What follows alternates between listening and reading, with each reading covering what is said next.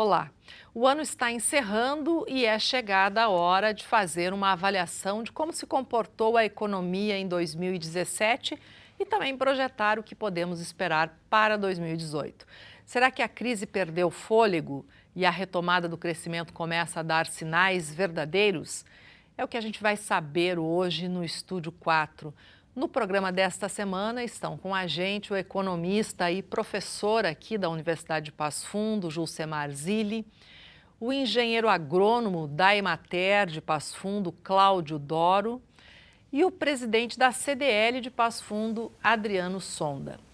Afinal de contas, dois setores aí bem importantes para a economia, agronegócio, né, e o setor do comércio, que sentiu aí os efeitos da crise aí em 2016 e também em 2017. Mas quero começar com o professor Julcemar. Lá no comecinho do ano, professor, você esteve aqui conosco para fazer uma projeção para 2017. A gente já está chegando no final do ano, dá para dizer que o que se esperava lá no começo se concretizou? Sim, a grande parte das previsões que foram feitas no início do ano, elas se concretizaram, a ponto de nós termos até dados que ultrapassaram, que melhoraram as expectativas. Nós tínhamos, por exemplo, uma taxa de juros básica da economia que se projetava em torno de 7,5% e ela caiu agora na última semana, chegando a 7% Um patamar histórico, aliás. Patamar histórico, né? E isso é um instrumento extremamente importante para que a economia volte a crescer. Porque a partir do momento que a taxa básica de juros cai, nós temos os investimentos aumentando, nós temos a procura por crédito aumentando, e isso tudo acaba aquecendo a economia. Graças a redução na inflação é que a economia conseguiu obter essa redução significativa na taxa de juros. A inflação é outra que se apresentava em torno de 4% ao ano como projeção e a expectativa é que vá ficar próximo aí a 3,5%, talvez até abaixo de 4%. O desemprego ele não apresentou muita recuperação, até porque ele é um dos últimos a apresentar essa recuperação, mesmo que aqui na nossa região nós tenhamos maior ingresso de pessoas no mercado de trabalho do que demissões nos últimos meses, e isso estava sendo previsto também. Então, basicamente, tudo que nós estávamos prevendo aconteceu. E isso, inclusive, a própria recuperação econômica, né? A partir do momento que os dados da inflação, a taxa de juros começou a melhorar, nós previmos que que a produção, que o PIB, que o Produto Interno Bruto da economia brasileira também apresentasse melhoras. E essa melhora era uma tendência em torno de 0,5%. E já se fala, inclusive, em nós termos um PIB no final do ano próximo a 1%. Positivo. Claro, positivo. Claro, tudo isso são expectativas ainda. Mas tudo leva a crer que aquelas metas, aquelas tendências aquelas previsões que foram feitas, elas vão se concretizar. E isso é extremamente possível, dado essa queda na taxa de juros. Com a queda na taxa de juros, também veio a inflação, a redução da inflação, que acabou estabilizando a economia. Agora, um dos setores que segurou a economia aí nos últimos anos, nesses anos de crise, foi o agronegócio. Só que neste ano a gente teve uma frustração na safra de inverno em praticamente todas as culturas. Doro, qual é a repercussão disso para a economia regional? Olha, tu sabe que o agronegócio é importante na formação do PIB brasileiro. Mas o agronegócio, quando ele está inserido numa economia globalizada, as commodities agrícolas, soja, milho e trigo, elas reduziram seus valores. E aí dá para dizer que em 2017 nós tivemos duas situações. A primeira situação foi o primeiro semestre, onde nós tivemos a colheita da soja plantada, soja e milho plantada em 2016, colhida em 2017, preços baixos, mais alta produtividade. Então o ingresso de recursos na economia regional e na economia estadual foi muito boa, muito forte. Porém, no segundo semestre, que os agricultores que planejaram e com a expectativa de continuar naquele ritmo acelerado de bons rendimentos, ele investiu forte nas culturas de inverno, principalmente trigo, cevada e canola na nossa região. E, infelizmente, devido a fatores climáticos adversos e também a queda dos preços das commodities agrícolas, em virtude dos estoques mundiais serem bastante altos, nós vamos fechar agora mês de novembro e dezembro com resultado negativo nas culturas de inverno. Só para te ter uma ideia, na economia regional, a quebra na cultura do trigo, no rendimento e na qualidade, ele tem um impacto, ou seja, deixa de circular na economia regional em torno de 40 milhões de reais. Na região aqui composta de 40 municípios da região do Planalto, onde plantamos em torno de 47 mil hectares com trigo. A cevada plantamos em torno de 14 mil hectares, também sofreu drasticamente a questão da redução dos preços e a questão climática e também deixa de circular na economia regional mais 15 milhões de reais. Então, veja bem, somando as duas culturas principais de inverno, trigo e cevada, são 55 milhões de reais que deixam de circular na economia regional. É muito dinheiro, né? É muito dinheiro. O impacto, primeiro, é no bolso do produtor. Porque Segundo, a maioria dos produtores, quase 90%, buscaram o Proagro para se socorrer desse prejuízo, né? Exatamente. Nós aí da Emater, aí, praticamente, aqui nos 40 municípios, nós fizemos mais de 1.000 perícias de avaliação de perdas entre trigo, canola e cevada e aveia. Então, isso aí denota-se que a situação foi bastante periclitante, muito ruim. Isso aí vai com reflexo negativo no bolso do produtor, a indústria, o comércio, a área de prestação de serviço, a menor arrecadação de taxas e tributos municipais, estaduais e federais, tudo isso aí deixa de circular e vamos sentir a crise, vamos sentir as dificuldades econômicas agora nos próximos meses, onde tem que se pagar essas contas aí e não tem recurso suficiente, principalmente no produtor rural que vai arcar por último como consequência dessa frustração de safra. Bom, Adriano, e no comércio? O comércio que sente, não é, a repercussão principalmente do desempenho da agricultura, mas o comércio, como é que ele passou 2017? Sente diretamente, né? O que o Doro fala nos assusta mais ainda, porque nós sempre estamos esperançosos e otimistas que nós teremos um ano melhor para 2018. 2017, para o comércio, teve dois momentos bem distintos. Até o primeiro semestre, a gente estava trabalhando nos níveis de 2016. Parecíamos estar no mesmo ano ainda, né? Poxa, não começou janeiro ainda, nós já estávamos em julho, agosto. Depois, evidentemente, com a situação do Temer mais equilibrada, né, do seu governo mais... não se discute aqui a que custo isso para o país, mas estabilizou, né, essa questão do impeachment dele. E com as medidas, né, do setor econômico do governo, as macro medidas deram certo, né? Aí isso fala da reforma trabalhista, agora exato. A tentativa de aprovar a reforma previdenciária. Isso, e os próprios dados que o Zilli nos forneceu aí são dados que nos deu um alento melhor no segundo semestre. Então, nós estamos recuperando o ano no segundo semestre, basicamente. Acreditamos que vamos fechar com um pequeno crescimento, aí, 2% a 3%. Em geral, né, em média geral. Mas foi um ano muito duro, ainda está sendo um ano muito duro, 2017. O comércio em Passo Fundo fechou muitas lojas. Vocês têm um número de fechamentos de empresas? Ainda não temos esse número fechado.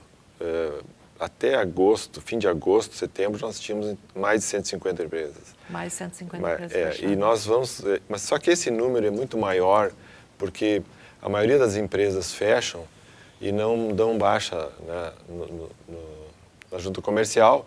Evidentemente, elas continuam ativas. Sim. Mas ela já fechou na prática para entregar o seu ponto comercial e sair do aluguel e de outros custos, evidente.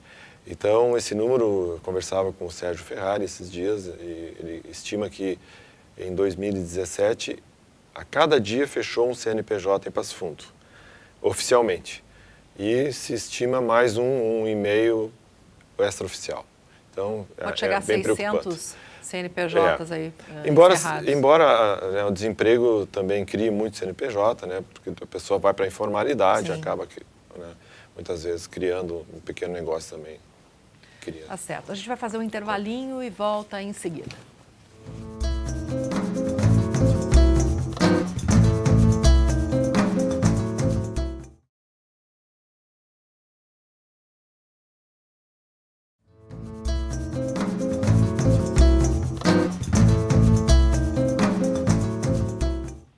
O programa desta semana analisa a economia no ano e já traz perspectivas para 2018. Mas ainda a gente fica aqui no cenário de 2017. Adriano, o empresário que permaneceu no mercado, ele teve que se reinventar.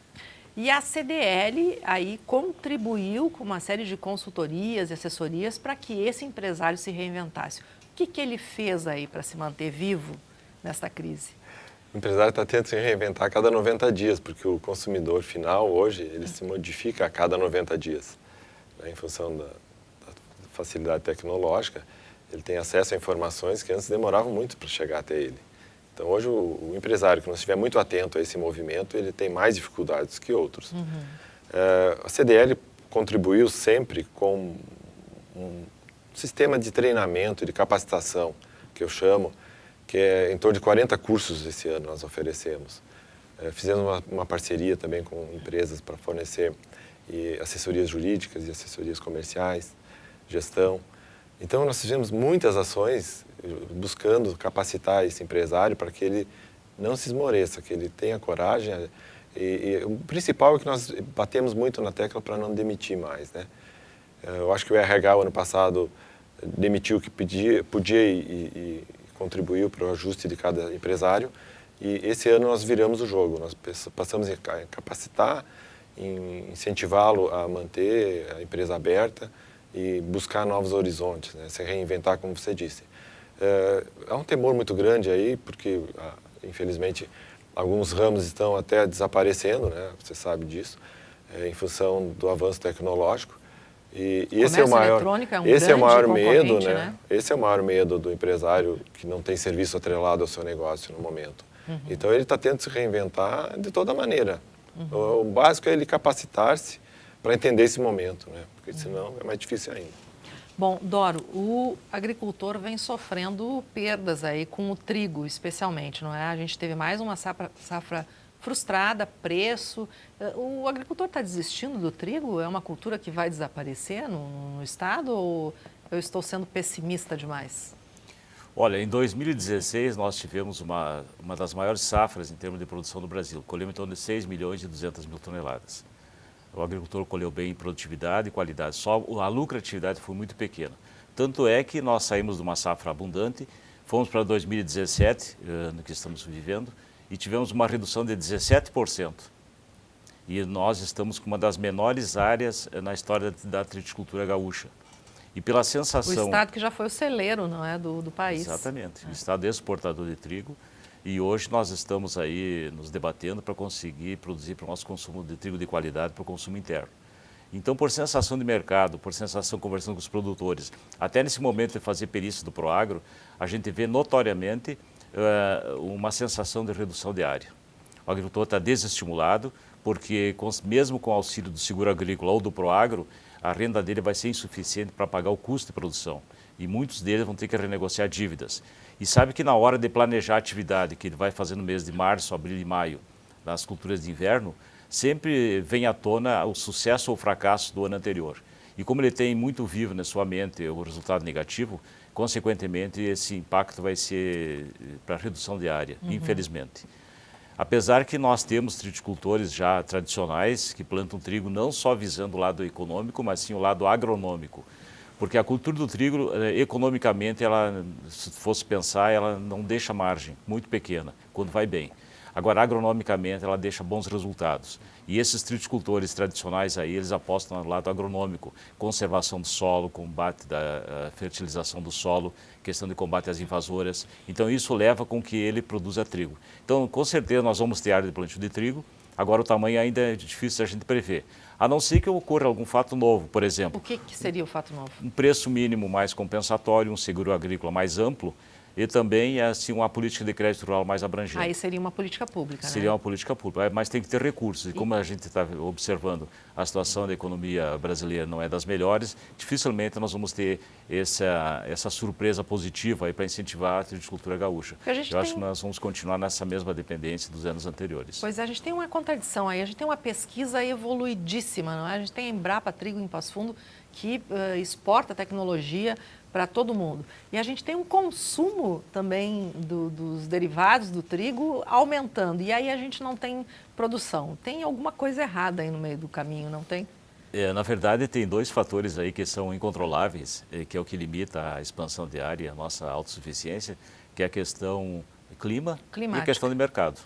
Então, o agricultor, dificilmente ele consegue conciliar os dois fatores para o lado dele positivo, um bom clima e preço bom. Quando tem clima, você não tem preço, quando tem preço, não tem clima. Então, esse é o maior entrave que nós temos na triticultura gaúcha, a nossa instabilidade econômica, a nossa instabilidade de preço e também a instabilidade climática. Por isso que nós temos o nosso país vizinho, a Argentina, plantando excedente, plantando para abastecer o mercado interno brasileiro. Tem condição climática favorável. Impedimentos que a gente não vê na cultura da soja, por exemplo. Exatamente. A soja é outra situação bem diferenciada. É um mercado internacional, um mercado exportador. Nós exportamos praticamente a metade do que nós produzimos, né? E a cotação em dólar, e tem uma demanda muito forte. E temos uma condição climática para verão bem mais estável do que as culturas de inverno. Então, por isso que nós temos tecnologia, temos produtores altamente capacitados, temos um mercado receptivo e temos bons preços. Todos esses fatores induzem e fazem com que a soja seja o carro-chefe da propriedade rural.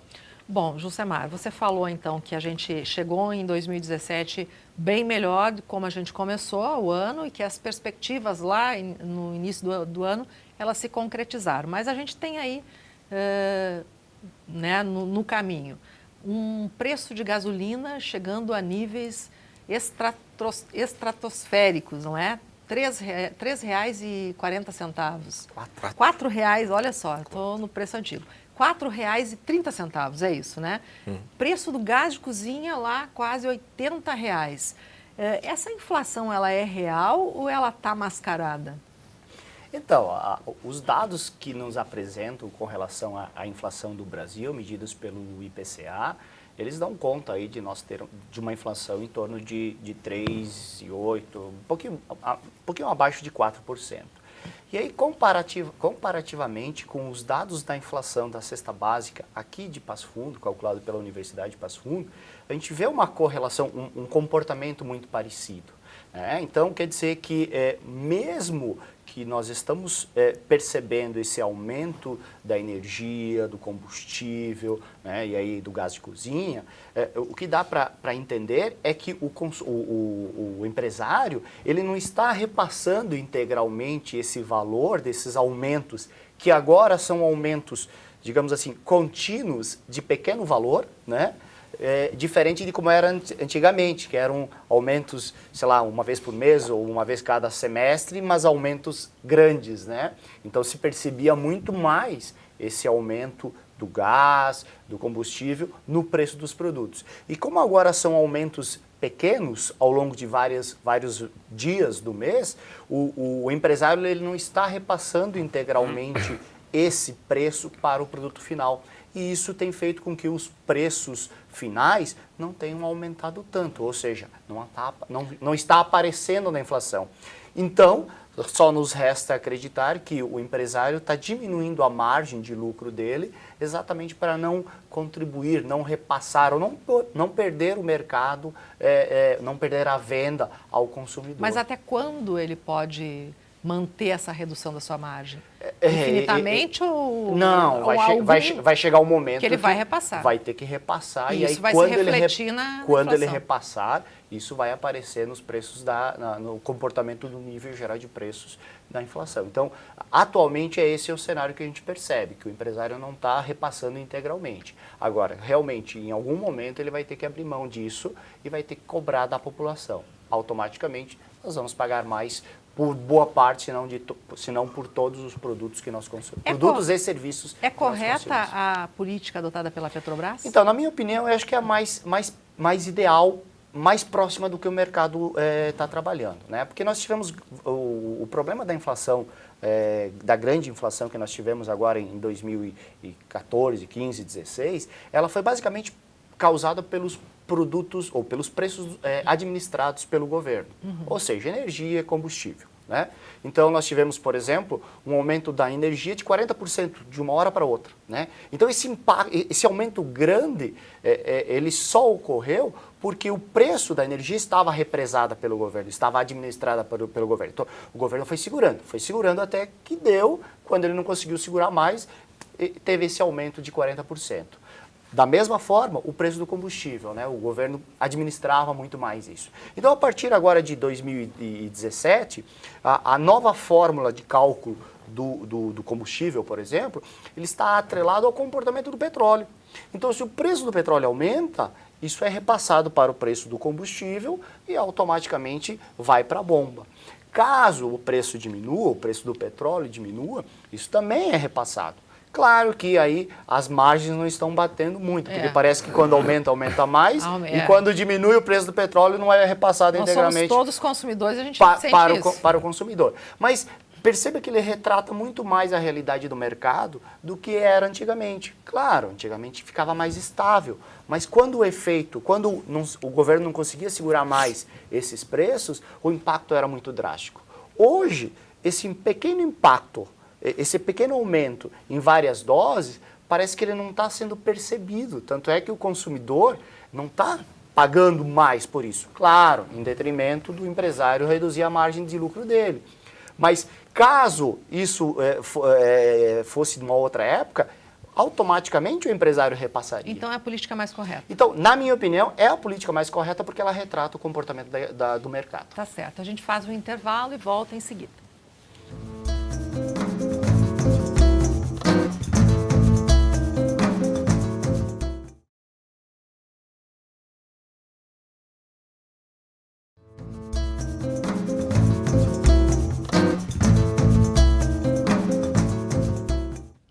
O que podemos esperar da economia brasileira em 2018, depois de fazer uma avaliação do ano que está encerrando, é a pauta do Estúdio 4 desta semana. Com a gente no programa estão o economista e professor aqui da Universidade de Passo Fundo, Julcemar Zilli, o engenheiro agrônomo da Emater Regional, Cláudio Doro, e o presidente da CDL de Passo Fundo, Adriano Sondra. Bom, vamos tentar projetar 2018, vamos ver se a gente acerta de novo, não é, professor Julcemar? Porque lá no comecinho de 2017 a gente falou de tudo isso e acertou. A economia se descolou um pouquinho da política, foi por isso que houve uma reação positiva aí do senhor mercado e da dona economia, não é? 2018 a gente tem uma eleição. Qual é a expectativa de vocês? Esse descolamento ele vai continuar ou vai ser inevitável aí? No momento que a política está andando para um lado, o mercado se movimenta, reagindo contra ou a favor. Adriano. Gostaríamos que continuasse descolada, né? Mas é difícil isso acontecer. O Julcemar foi feliz na colocação dele. O ano de 2018, além de tudo, tem a Copa do Mundo também, que é outro fator importante que a gente precisa lembrar, que interfere drasticamente, né, no nosso mercado aqui.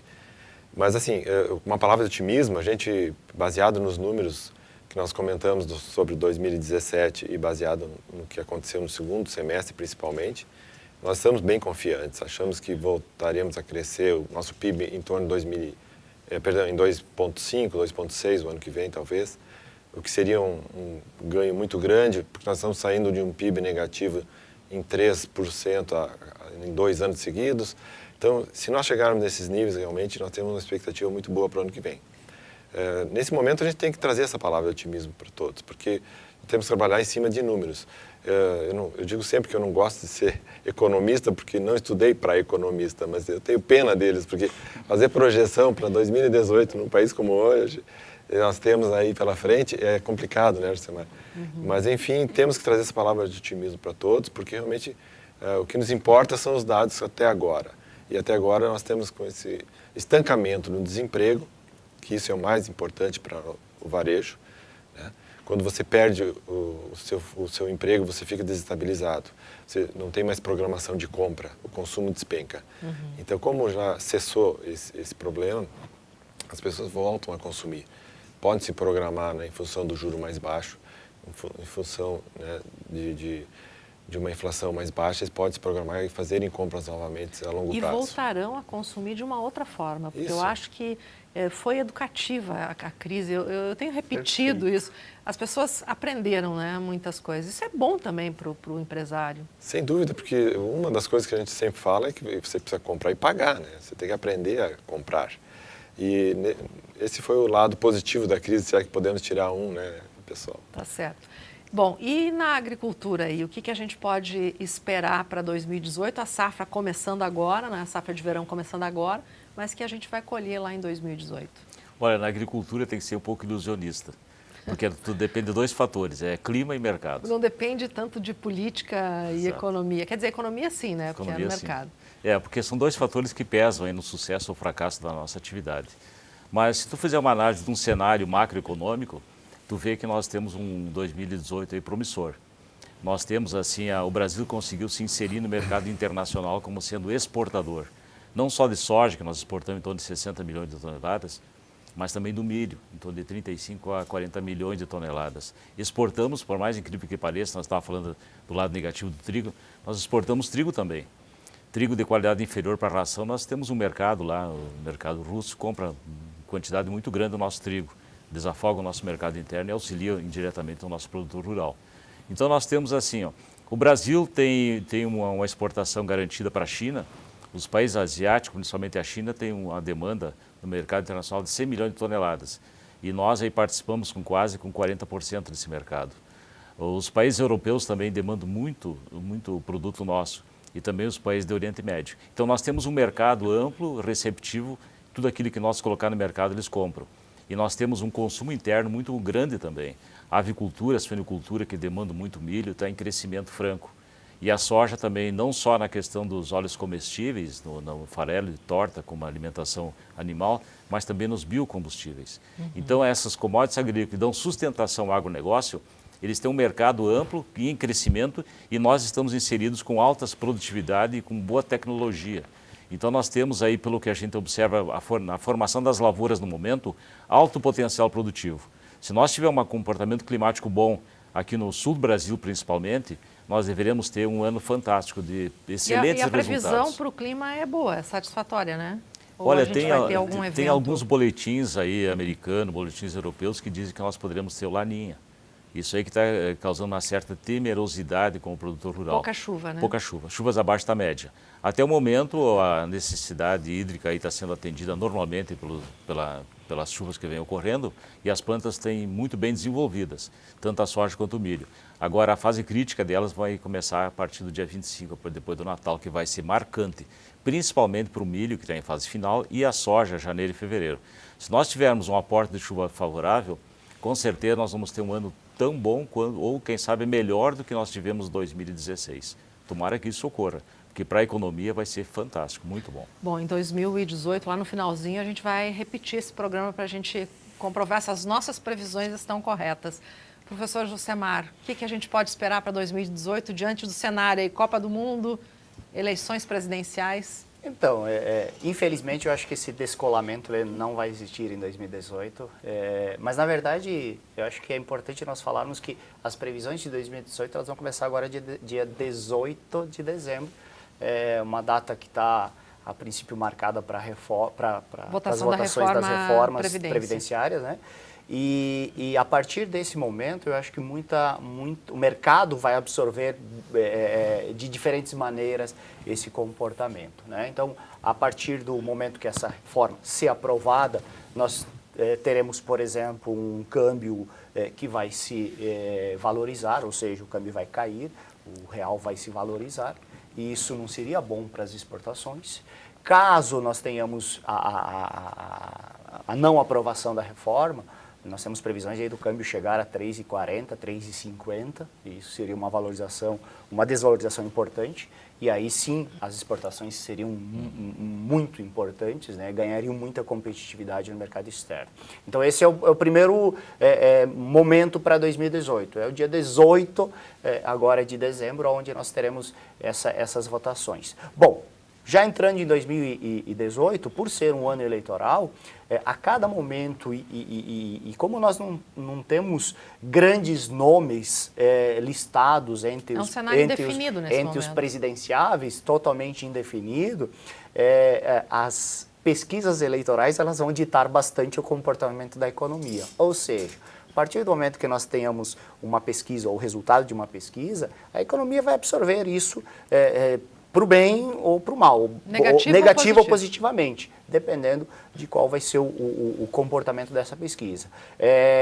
Mas mesmo assim, nós temos previsões que apontam um PIB aí crescendo acima de 2%, nós temos uma taxa de juros beirando aí os 7,5%, uma coisa que é importante, esse aumento no consumo, ele pode gerar uma pressão inflacionária, então provavelmente a taxa de juros ela vai aumentar um pouco nos próximos meses, exatamente para segurar um pouco. Não deve ficar em 7%. Então. 7, 8%, essa é a previsão, exatamente para não perder, para o governo não perder o controle da inflação, como ocorreu em outros momentos, né? O desemprego, ele começa a reagir positivamente, mas na verdade a reação significativa do desemprego é só 2019, antes ela não vai apresentar grandes mudanças, né? E a inflação beirando aí os 3,5%, 4%. Então, esse é o cenário. Uma taxa de juros em torno de 7, 8%, uma inflação em torno de 4%, câmbio vai depender das reformas serem ou não aprovadas, com um cenário pessimista, o câmbio chegando a 3,40, um cenário otimista, o câmbio chegando aí a 3,10, 3,20, e a taxa de desemprego estável, começando a apresentar resultados positivos. Professor, o fato é rapidinho, o fato é que o Brasil é um país muito forte, né? Nós temos todas as condições necessárias para sermos um grande país, né? Basta nós nos organizarmos internamente. Questões políticas, a gente sabe plantar, a gente sabe produzir, a gente tem, claro, poderia ter mais tecnologia, mas a gente tem uma tecnologia, a gente tem área suficiente sem precisar desmatar, né? E essa área dá a possibilidade de nós dobrarmos a área produzida. E só falta nós organizarmos a casa e nós seremos um país muito melhor do que nós já somos. Tá certo, acho que Pois não. Brasil, campeão da Copa do Mundo. Então tá certo, outra previsão aqui, ó. Tá certo, olha, acho que a gente deixou uma mensagem de otimismo, né? Enfrentamos uma crise aí em 2016, 2017, mas as perspectivas são boas. O Estúdio 4 desta semana está chegando ao fim. Se você quer rever este ou outros programas, é só acessar o canal do YouTube da UPF TV. Até a próxima semana.